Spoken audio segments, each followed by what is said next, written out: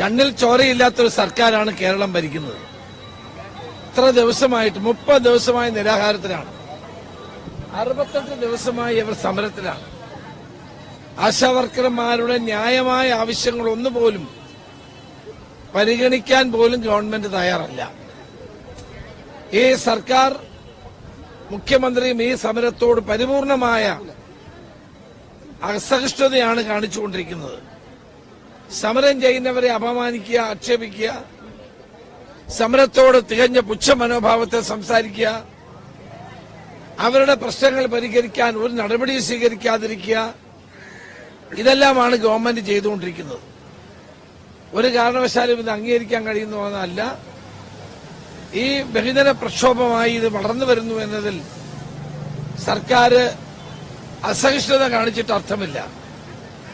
ആശാ വർക്കർമാർ സമൂഹത്തിന് വേണ്ടി ചെയ്യുന്ന സേവനങ്ങൾ എല്ലാവർക്കും അറിയാം. അവരെ ഇങ്ങനെ കഷ്ടപ്പെടുത്തുന്നത് ശരിയല്ല.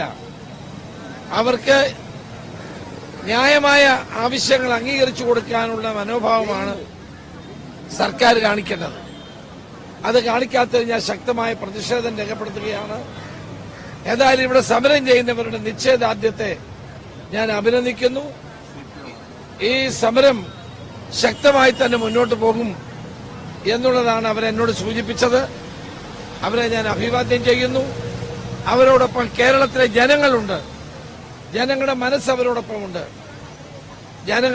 ജനാഭിലാഷത്തെ മാനിക്കാത്ത സർക്കാരിനെതിരായ ശക്തമായ വികാരം ജനങ്ങളിലുണ്ട്. ഇതുപോലെയാണ് അപ്പുറത്ത് വനിതാ കോൺസ്റ്റബിൾമാരുടെ റാങ്ക് ലിസ്റ്റിൽപ്പെട്ട ആളുകൾ. അവരുടെ കാര്യത്തിൽ എന്തുകൊണ്ട് ഗവൺമെന്റ് അനുകൂലമായ സമീപനം സ്വീകരിക്കുന്നില്ല? UDF ഗവൺമെന്റ് കാലത്ത് ഞങ്ങൾ ലിസ്റ്റിലുള്ള മുഴുവൻ ആളുകളെയും അന്ന് നിയമിച്ചത് ഞാൻ ഓർക്കുകയാണ്. വല്ലാത്ത ക്രൂരതയാണ് ഈ ഗവൺമെന്റ് കാണിക്കുന്നത്. അവിടെ പാവപ്പെട്ട നമ്മുടെ സഹോദരിമാർ ഇനിയും ജീവിതത്തിൽ ഒരു പ്രതീക്ഷയുമില്ലാതെ ഇന്നലെ അവർ റീത്ത് വെച്ച് കിടക്കുന്ന കണ്ടപ്പോൾ വളരെ ദുഃഖം തോന്നി, പ്രയാസം തോന്നി. ഈ രണ്ട് പ്രശ്നങ്ങൾക്ക് പരിഹാരമുണ്ടാകാതെ ഗവൺമെന്റ് അവരോട് കാണിക്കുന്ന അവഗണന അവസാനിപ്പിക്കണം എന്നാണ് എനിക്ക് ആവശ്യപ്പെടാനുള്ളത്.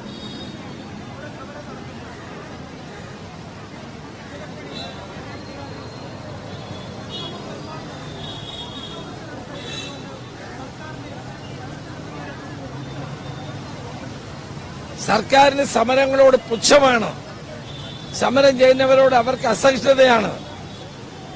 അതാണ് ഈ സമരങ്ങളെല്ലാം നടക്കുന്നത്. മുതലപ്പുഴയിലെ സമരമാണെങ്കിലും ആശാ വർക്കർമാരുടെ സമരമാണെങ്കിലും വനിതാ കോൺസ്റ്റബിൾമാരുടെ റാങ്ക് ലിസ്റ്റിൽപ്പെട്ടവരുടെ സമരമാണെങ്കിലും എല്ലാം പരിഹരിക്കാൻ ഒരു ജനാധിപത്യ ഗവൺമെന്റ് ഉത്തരവാദിത്തമില്ലേ? ആ ഉത്തരവാദിത്തം നിറവേറ്റാതെ സർക്കാർ സമരം ചെയ്യുന്നവരെ അപമാനിക്കുകയാണ് ചെയ്തുകൊണ്ടിരിക്കുന്നത്. അതുകൊണ്ടൊന്നും പ്രശ്നങ്ങൾ തീരില്ല. കേരളത്തിലെ ജനങ്ങളുടെ മനസ്സ് ഈ ആശാ വർക്കർമാരോടും വനിതാ കോൺസ്റ്റബിൾമാരോടൊപ്പം ഉണ്ട് എന്ന് തന്നെയാണ് എനിക്ക് സൂചിപ്പിക്കാറുള്ളത്.